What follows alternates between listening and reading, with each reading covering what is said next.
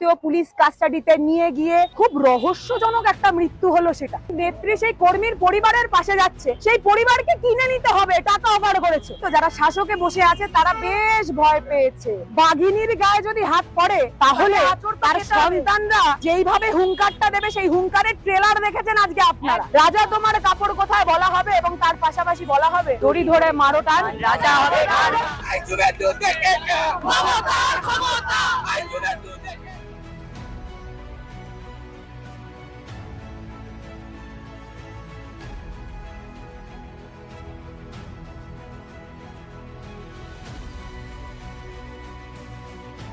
দেখুন, বিজেপির কারা কারা যুক্ত সেইগুলো চিত্র সমেত তাদের নাম ডিটেল সবকিছু নিয়ে আমরা তুলে ধরেছি।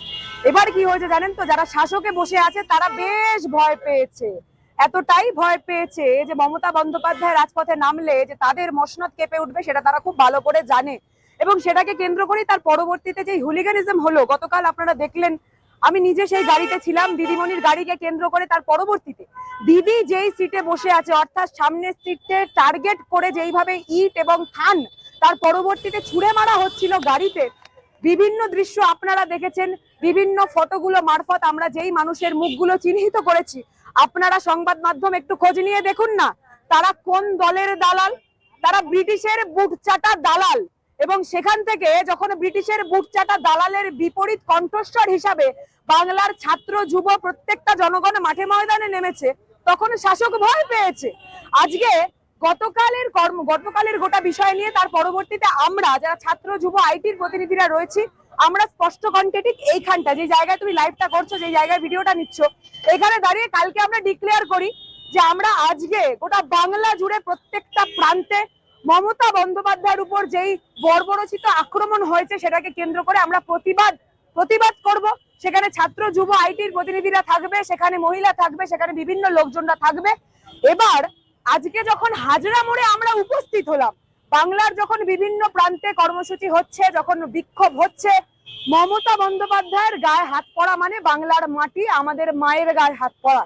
এবং সেই মায়ের গায়ে যখন যখন হাত পড়বে, আমরা সেই মায়ের অত্যন্ত শান্তিপ্রিয় ছেলে হলেও আমরা কিন্তু অস্ত্রটা ঠিক সময় হাতে ধরতে জানি। এবং সেটাকে কেন্দ্র করেই আজকে যখন আমরা মৌন, আমরা খুব স্বাভাবিকভাবে প্লাকার্ড এবং প্লাকার্ড ব্যানার্স নিয়ে তার পরবর্তীতে যেইভাবে সামনে কালো পতাকা এবং কালো ব্যান্ড পরে সেখানে দাঁড়িয়েছিলাম, মূলত আমাদের প্রশ্ন একটাই ছিল, আজকে আমাদেরকে রোখার জন্য এত পুলিশ দাঁড় করিয়ে দিয়েছে, এত পুলিশ, এত সিআরপিএফ, এত লোকজন, তাহলে এরা গতকাল কোথায় ছিল? কালকে তাহলে কারোর অনুসারে সেখানে শুধুমাত্র বিজেপির গুন্ডা বদমাশ দালালরা থাকবে এবং পুলিশ প্রশাসন সেখান থেকে মুখ ঘুরিয়ে নেবে, এটা কি কারোর নির্দেশিকা ছিল? আমরা সেটা জানতে চাইছি।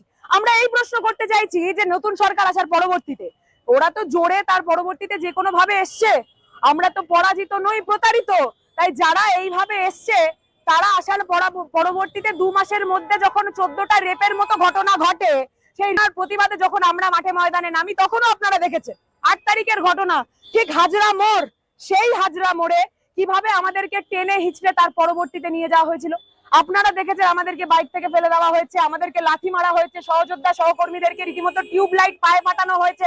আপনারা দেখেছেন কি করে পুলিশরা বুট দিয়ে আমাদের পায়ে মেরেছে, সহযোদ্ধা কর্মীরা অসুস্থ ছিল, হসপিটালে ভর্তি ছিল।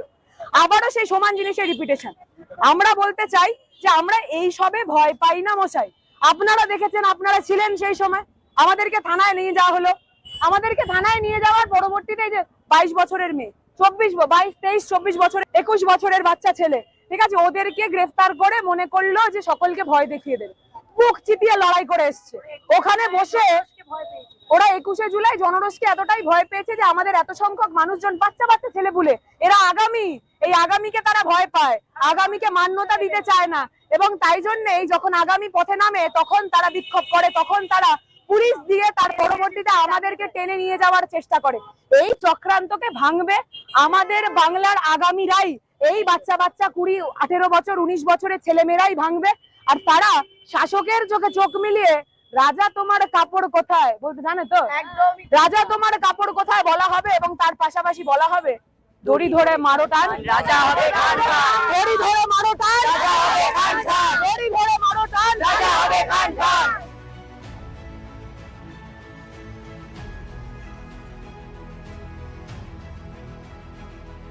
বোকা বোকা প্রশ্নটা নয় কি? মমতা বন্দ্যোপাধ্যায় যখন সরকারে আছেন ঠিক সেই সময় বিভিন্ন বড় বড় আন্দোলন হয়েছে, আপনারা নিজেরা সাক্ষী হয়েছে, এবং তার পরবর্তীতে সেইগুলোকে কেন্দ্র করে গোটা বিষয়টা একটা সরকারের বিরুদ্ধে কিভাবে চালিত করার এই বিজেপি চেষ্টা করেছিল, সেই দৃশ্যও আপনারা দেখেছেন। প্রশ্ন করছে এইসব কথা বলে তার পরবর্তীতে আমাদেরকে ওই পুলিশ প্রশাসনকে দিয়ে তার পরবর্তীতে মিথ্যে কোনো অভিযোগ দিয়ে তুলে নিয়ে যাওয়ার চেষ্টা করছে। আমি একটু মাঝখানে এই কথাটা বলতে বাধ্য হচ্ছি, যে বিষয় নিয়ে আমরা আজকে পথে নামলাম সেটা শুধুমাত্র দিদিকে হেনস্থা করা, তার পাশাপাশি দিদি যখন তার সহযোদ্ধা সহকর্মীর বাড়িতে যাচ্ছেন, যেই সহযোদ্ধাকে মেরে ফেলা হলো, এফআইআর এর মধ্যে তার নাম ছিল না, তা সত্ত্বেও পুলিশ কাস্টাডিতে নিয়ে গিয়ে খুব রহস্যজনক একটা মৃত্যু হলো। সেটা আমরা সকলে বুঝতে পারলাম যখন কান থেকে রক্ত পড়ছে সেই আমার সহযোদ্ধার, আজকে সকলের হাত পা মানে সেইটা দেখার পরবর্তীতে আমরা সকলে শিহরিত। সেখান থেকে দাঁড়িয়ে যখন নেত্রী সেই কর্মীর পরিবারের পাশে যাচ্ছে, সেই পরিবারকে কিনে নিতে হবে টাকা অফার করেছে। আজকে শুনলাম শুভেন্দু অধিকারী সেখানে গিয়ে নাকি 10 লক্ষ টাকা দিয়েছে, শুনেছো? 10 লক্ষ টাকা আজকে দেওয়া হলো। আমি সেটা নিয়ে ক্ষতিপূরণ, এক্স্যাক্টলি আজকে তোমরা যখন 10 লক্ষ টাকাটা বলছি, তোমরা পিছন থেকে বলছো ক্ষতিপূরণ।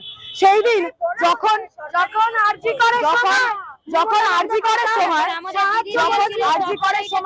করার সময় এটা ক্ষতিপূরণ শুভেন্দু বাবু দিয়েছে, ওনাকে অনেক ধন্যবাদ। সত্যি এটা তো সরকারি তরফ থেকে দেওয়া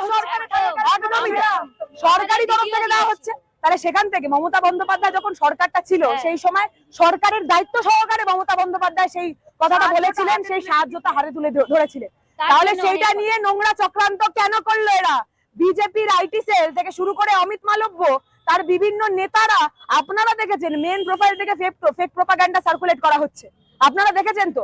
আন্দোলনের কথা বলছে, আরে এই মাটি আন্দোলনের মাটি, এই মাটি সুভাষের মাটি, মাতঙ্গিনীর মাটি। সুভাষচন্দ্র বসুকে যখন অসম্মান করা হচ্ছে, সেই গুন্ডাগুলোকে, সেই গুন্ডা যারা সুভাষচন্দ্র বসুকে গুন্ডা বলে, আমরা সুভাষবাদী হয়ে বুক চিপিয়ে বলতে চাই, আমরা সেই সুভাষবাদীর দেখানো পথকে নিয়েই আমরা এগিয়ে চলবো। এবং বারবার একটা কথা বলছি, সুভাষচন্দ্র বসু যাদের চোখে গুন্ডা হয় না, তারা কোনোদিন বাংলা শাসন করেনি। আগামী দিনেও আমরা যারা ছাত্র যুবরা রয়েছে তাদেরকে বাংলা শাসন করতে দেব না। তারা দেশদ্রোহী, এবং দেশদ্রোহীদেরকে এই বাংলার মানুষ দেশদ্রোহী হিসাবে চিহ্নিত করে।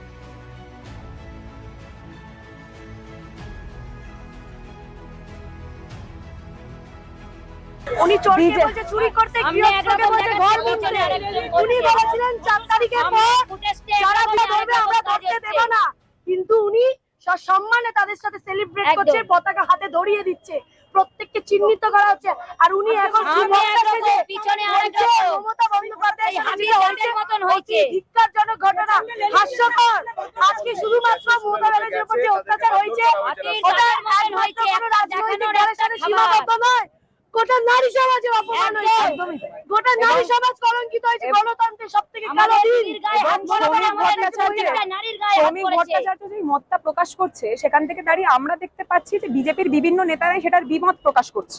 তাহলে আগে সর্বপ্রথম জানতে হবে সে যেই গোয়ালে গুতগুতিটা চৌগুতির মধ্যে কার বক্তব্যটাকে আমরা ফাইনাল ধরবো। এবং কি জানেন তো, বাংলার মানুষ যাদেরকে মান্যতাই দেয় না, গ্রহণ করে না, তারা এইসব বক্তব্যের দিকে কানটাও ফেরায় না। তারা বাস্তবে একটা জিনিস জানে, গতকাল যে ঘটনাটা ঘটেছে সেই জিনিসটা আমি বারবার বলছি, সেই গাড়িটা, সেই মানুষটার নাম মমতা ব্যানার্জি, অন্য কেউ নয়। বাঘিনীর গায়ে যদি হাত পড়ে তাহলে তার সন্তানরা যেইভাবে হুঙ্কারটা দেবে, সেই হুঙ্কারের ট্রেলার দেখেছেন আজকে আপনারা। আমাদেরকে তুলেছিল তো, আমরা বলছি ট্রেলার দেখেছে। ক্ষমতাটাকে 10 বার তুলবেন, 10 বার পথে নামবো, 11 বারের 12 বুক চিপিয়ে বলবো জয় বাংলা, মমতা বন্দ্যোপাধ্যায়।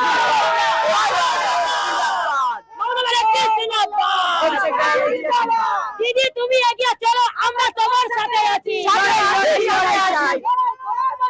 এই লড়াইয়ের নেত্রীকে